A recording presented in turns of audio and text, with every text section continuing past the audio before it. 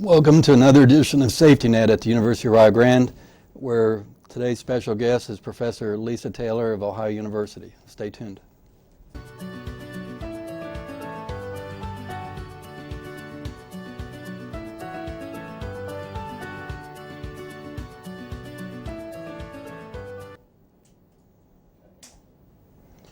Welcome to the University of Rio Grande Safety Net. My name is Scott Borden. I'm the campus police chief, and as always, we talk about safety and with things going on in the world and around the country. It's a big event or a big problem and an issue for all college campuses, schools, and businesses. And today our guest is Professor Lisa Taylor of Ohio University. Has an extensive background that I'll let her talk to you about, but she's a professor at Ohio University that actually teaches young new officers how to become police officers and getting them into the law enforcement world, which obviously is very trying these days. So, Lisa, if you could just tell us a little bit about yourself, tell everybody where you grew up, just a little bit about yourself prior to beginning your career with the Highway Patrol, which we'll get into. Well, I grew up in Middletown, Ohio, and I was a first-generation college student. Really had no aspirations, no desire to be a state trooper, but wanted to go to college and wanted to study journalism. And one day, an off-duty state trooper came into the place where I worked and asked me whether I would be interested in that, and this was in 1982. They had just started accepting women in the State Highway Patrol in, I think, 1977 or 1978.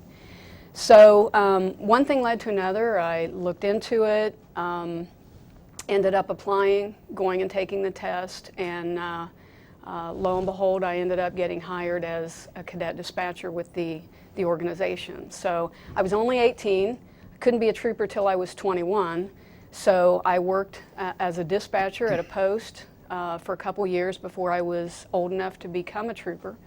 And once I turned 21, went through our academy, and my first trooper assignment was at the Bucyrus post. During that time with the patrol, I spent 25 years, 7 years as a trooper at Bucyrus. I was a sergeant at the Norwalk Highway Patrol post. I transferred to Marion a short time after that, and then got promoted to post commander and ended up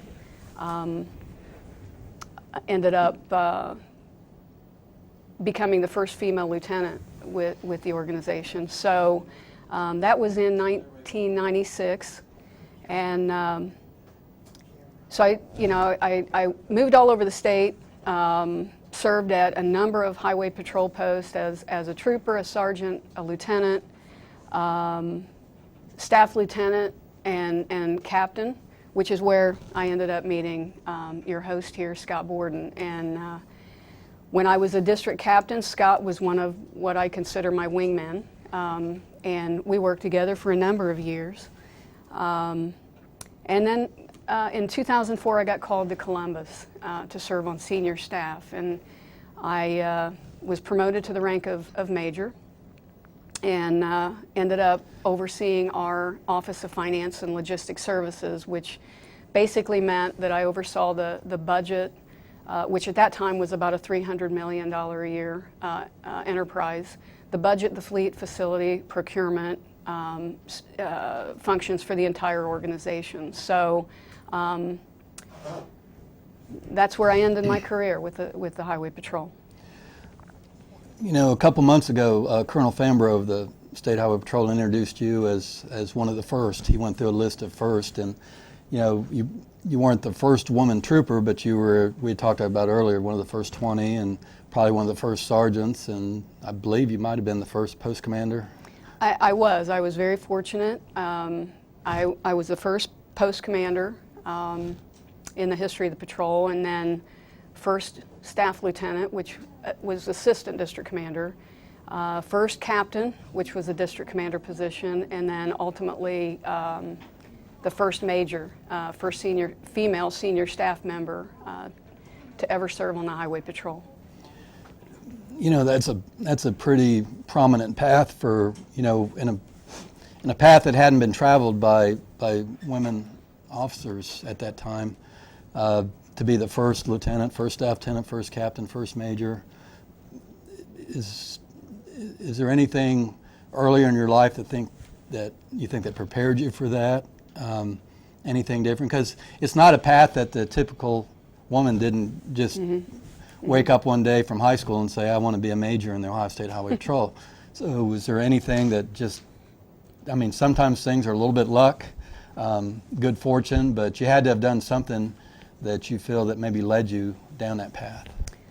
Well, like I said before, I really never sought to be an Ohio State trooper. I wanted to go to college, and I really didn't have the money to do that. And I didn't know enough about student loans or scholarships or grants to pursue that. And so I saw the Highway Patrol as maybe a stepping stone to get my education and kind of move on. But what I didn't expect was I'd get into the patrol and just love it.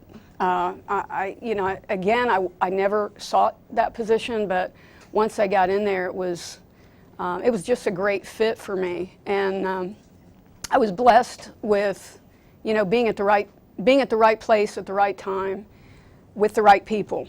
You know, I don't think anything ever happens by accident, and we'll talk about that here in a little bit, but I truly believe that was my path. Is there anything while you were on that path and the path you took that you could pass on to mothers of daughters out there or young women that would want to get on that same path? Is there anything that you saw that would help them guide their way down that path, or anything that they pitfalls that they should avoid, or any advice you would have for them? Well, my advice, I'm a small individual. You know, I'm 5'2", $120. So I'm very petite, and a lot of people early on said, well, you know, you're too small, not a job for a female. But the reality is we need good people in those positions, and we need women in positions, and our departments really should reflect a cross-section of our society, which includes women. And you know, as much as we like to say that we're the same as men, I think we are inherently different, and I think we bring different qualities and different attributes to the law enforcement arena. And I think that's a good thing. So, you know, don't be afraid to take that step. Don't be afraid because, oh, I'm too small or I'm a female. We need good people in those positions. And, you know, there's always going to be someone bigger, someone stronger, but it really shouldn't take brawn to enforce the law. It should take brains. And so with that said, be fearless. You know, don't be afraid to try something new.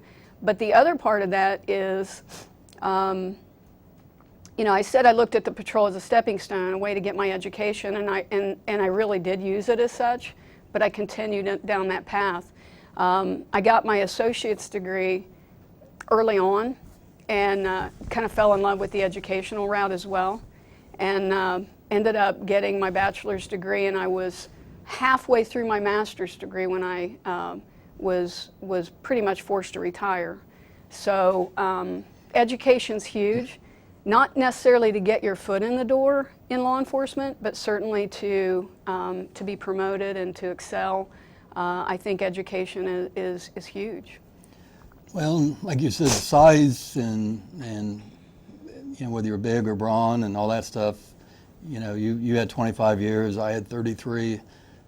A lot of it's talking to people. I mean, you don't want to fight with people. Even if people attack you as an officer, it's still, you have a chance to get hurt. You don't want them to get hurt. Right. And like you said, the attributes, maybe your speaking skills. I mean, it doesn't really matter how big or small you are. If you can talk to people, you're going to do well. You mentioned your career coming to an end. You ascended to major in the Highway Patrol, which is basically 2 heartbeats from superintendent of the Highway Patrol, which is the highest position in the patrol, and you're career came to a tragic end on one day. And I know it's probably might be a little bit emotional talking about that, but just, you weren't done yet. You still had many years left, and like you had said earlier, you probably would still be there if you were allowed to be. So Right. just maybe talk about, here you are riding high, you're major in the Highway Patrol, probably might have been the first female major in the whole country maybe. So everything's looking good, and then something happened. Well, I would have liked to have had an opportunity to go a little higher in the patrol, but it wasn't in the cards for me, and that's okay. Back in 2007, July 13th, which was Friday the 13th, by the way, Friday the 13th of July in 2007, I was on vacation with a group of ladies, and we typically took a big motorcycle ride every year. And so we had just left Oglebay Park in West Virginia, and we were heading eastbound on US Route 40, heading to the Laurel Highlands of Pennsylvania. And about that time, an impaired driver who we later discovered was on Oxycontin, Valium, antidepressants, and cocaine, slid 5 feet into my lane and hit me head on. So I was severely injured at that point, nearly lost my left leg. I ended up I was going to be life-flighted. The weather turned bad. They ended up taking me by squad to Morgantown, West Virginia, to their trauma unit. And I spent a week there, spent a couple weeks at Grant because of their trauma unit. And long story short, I almost lost my leg. I had 9 breaks in my left leg, most of which were compound fractures. So my leg was severely injured, crushed my left hand, and that was a career ender for me. Didn't walk for a year. Ended up, it took me about 2 years to walk well, and so that forced my hand at retirement. I didn't want to retire, but I was 43. I still felt like I had a lot to contribute to the organization, and but that was a career-ending type of situation. So I ended up retiring with 25 years, and then moving on to some other positions. Just one of those things. Let you talk about your book here shortly, but you talk about irony, and sometimes in life it's just wrong place, wrong time. I mean, you had helmet on, had insurance, had a license, not Body speeding, armor. body armor, everything, and just sometimes in life it's just wrong place, wrong time, and doesn't seem fair in life sometimes. But one of the things that could have happened is you could have just given up on life. Mm-hmm. But you became an author. You started a business, you went into corrections for a while, and now you're a professor. So, that's probably some of the book we're going to discuss might be in there, but just, it takes some fortitude, as opposed to just, a lot of people might just have said, life wasn't fair and I'm going to quit. So, You're giving me much more credit than I deserve. Well, you're sitting here as a professor, an author, and all the things we just discussed. But you did write a book after that event, and some of it was, it led to how you got to that moment, and then what you got through that moment. So I'm going to give you as much opportunity as you would like to discuss the book. Okay. Well, the book didn't start out as a book. During my recovery process, I had to document the things that I was going through for a court process. So I started gathering information, taking notes, really just kind of keeping a journal of what had transpired. And a week before I was to go to trial, against the gentleman who hit me, I got a phone call from the prosecutor in West Virginia who said, the gentleman who hit you committed suicide, which I would have never, ever wanted. So the court case never came to fruition. I had all this information that I had documented, and I thought, you know, what do I do with it? Where do I go with this from here? And so it kind of evolved into a book. I entitled it, Was It Irony or Was It God? And the reason I used that title was because in retrospect, looking back, everything that happened, you know, I could say, man, there's divine intervention here. And the book talks about a lot of things, but just for, you know, as an example, I had over $500,000 worth of medical bills, and not one bill went unpaid. I had purchased a Harley trike for my father to extend his riding time. Never in a million years did I think I would be the one riding it. My mother came to visit one time when I bought my first home in Columbus, and my father came up and we built a wheelchair ramp to get into the house because she was wheelchair bound. She used it one time before she passed away, and I tried like crazy to give that ramp away because I didn't need it, and lo and behold, I ended up needing it. But there were so many things like that I could say, wow, you know, there was a reason here, and there was a purpose. So the book was more about, not so much about the individual who hit me, but how nothing is by happenstance. You know, is it irony or was it God? My faith is that it definitely was God. So I did that, you know, and published it. If anyone's interested in that, they can order the book off Amazon.com, or they can contact me. I have a Facebook with the same title. If you can reach out to me, you know, we'll make sure that you get a copy of the book. It's $14.99. So I did that, and still that didn't keep me busy enough, and that's when I was able to get my foot in the door at Ohio University, and I started picking up some law enforcement related classes as a part-time instructor, and I did that for about 4 years. And then I became aware of a full-time position, faculty position at Ohio University Lancaster, and that position was overseeing the law enforcement tech program. And so I interviewed for the position and was fortunate enough to get it, and I've been there. This will be my 7th academic year there, and it's a great program. Well, and even before that, you started a business, Star Consulting, which I think is, at the time, unless you've got into anything more involved, but was like reconstruction on crashes, mm-hmm. And so you started that. And well, during my recovery process, this is another like divine intervention thing. One of my business partners, Steve Bellius, which you know, Scott and I both worked with Steve, and he had retired from the patrol and had started his own crash reconstruction firm. So during my recovery process, not only did he reconstruct my crash in preparation for court, but he also approached me and said, hey, you know, I would like to go into business. You know, you have the business savvy to make the business flourish. And so Steve and our other business partner, Trish McGarvey, we became business partners, and we created STARS Consulting, which is an acronym for Scientific Traffic Accident Reconstruction Specialist.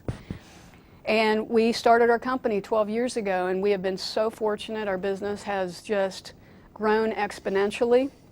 We just bought our first business office about a year ago. We primarily started just doing crash recon, but we ventured out. We do computer, mobile, and digital forensics. We do background investigations for companies. We do vehicle autopsies, fleet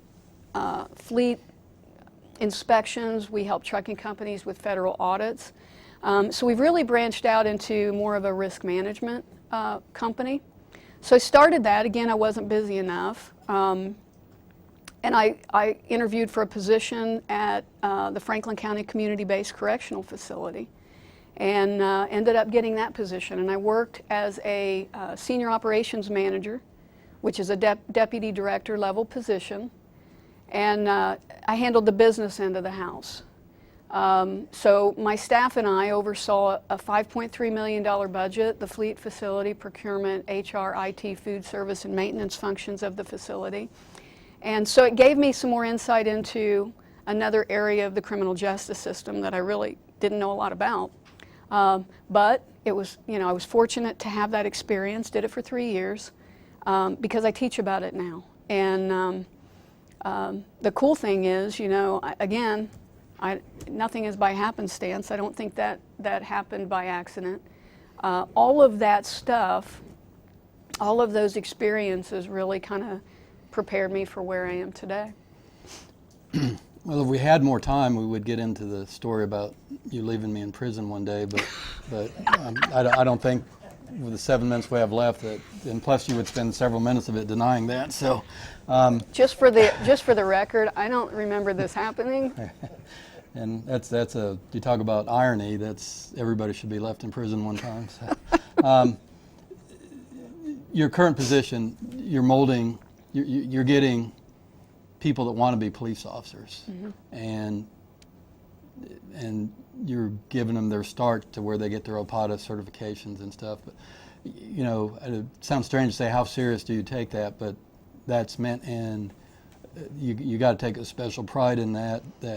You mentioned today a couple of the people that are your success stories, and it's probably many more than that. But as you approach what you're doing as a professor and the law enforcement, what's your approach to it, and what do you pass on to them that probably isn't the same as when me and you started as to when they're going to go through?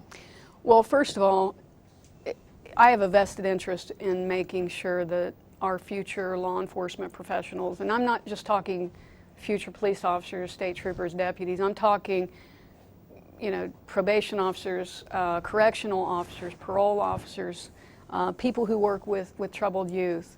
I have a vested interest in making sure that they do the right things. And it's a tough time to be in law enforcement today, but I will always say that 99.9% of people in this field are good people, honorable people doing honorable work in an honorable profession. And so I take that very seriously because, I'm helping, I hope, mold people into good law enforcement professionals. Our program is a 2-year associate's degree program. It doesn't get them OPATA certified, but what it does do, because most of my students are 18, 19, I have a few non-traditional students, but it helps prepare them for a future academy. So they're using their time wisely, getting some education before they go into that field. I think one of the cool things about our program is it's called the 2+2. So many people can do the 2-year law enforcement tech degree, either go get jobs or continue their education, get 2 more years, and get their Bachelor of Criminal Justice within 4 years. So essentially in 4 years they would have 2 college degrees, which really sets them apart, from other, potentially sets them apart from other candidates. So, in answer to your question, I take it very seriously because this is serious business. I can't do cop work anymore, but I sure appreciate the fact that I can teach cop work and still have a positive impact. Do you think the generation that you're teaching, do they come into it with eyes wide open, or are they disillusioned by, we've talked on other shows with sheriffs and everything about how the crimes are solved within an hour on TV, minus the commercial, so in 41 minutes they solve the crime. Is that their impression of, because kids do the video games, they do the TV, so when they come to you, do they have an unrealistic expectation of how things work? They may for the first 5 minutes, but I purposely, we go over a few current events every class. We talk about current events, we talk about the perception of law enforcement, and by the way, the vast majority, I think, of the public, and a Gallup poll supports this, the vast majority of the public really appreciates law enforcement, but what you see on social media sometimes will give you an impression to the contrary. But I think it's really important to talk about current events. You can't be in this field without staying abreast of what's happening. So yeah, they may come in with maybe an unrealistic expectation or perception of law enforcement, but hopefully throughout that program I dispel that, and they have a much more realistic view and also an appreciation for what, in my opinion, our heroes do every single day. I'm sure you lose a few. What do you feel like when you lose them? Is because it wasn't what they thought it was going to be? It's harder than what they thought it was going to be, or? Both. You know, I think this is a tough job. Any academy you go into, it's mentally rigorous, it's educationally rigorous, it's physically rigorous, and you know, so if they're not prepared for that, it's an eye opener, and it's a big shock. So when I talk about, you know, prepping for some academy down the road, we talk about all of those things, but we also talk about, you know, overall wellness. You know, not only being physically well and capable to do the job, but mentally well, psychologically well. All of those areas can affect how you do your job as a law enforcement professional. You know, the careers are long. Yours is 25, mine was 33. I mean, there's 58 years of highway patrol sitting at this table. And, you know, most of us probably, you know, we talked about earlier, you know, we wouldn't really change a thing. I started when I was 18, you started when you was 18. Probably I left when I needed to and came to a great place here. You left not of your own fruition, but, you know, you got, you know, attained things that most people wouldn't, up to the rank of major, but I guess you can say is what I would guess is what you're doing is you're telling them to be proud of, you know, how they start and realize it's a, you know, if you remember one of our colonels said it's a marathon, not a sprint. Mm-hmm. And I appreciate you being here. Thank you. Anything else you want to add, or? Well, I just want to say this. Scott, when we worked together, had a saying that I've taken everywhere, and that is there's only two things in life you control. That's your attitude and effort. And I pass that on to my kids all the time because that is so true. You can't have an impact on the weather. You can't have an impact on what other people think. Your attitude and effort will determine where you go. I'm just glad that's, you know, you put one quote in the book for me. I'm glad that you pick and choose what I said. But thank you for your time. I know you're really busy. Thank you. It went fast, and stay tuned next month for Safety Net. Thank you. Did I do okay?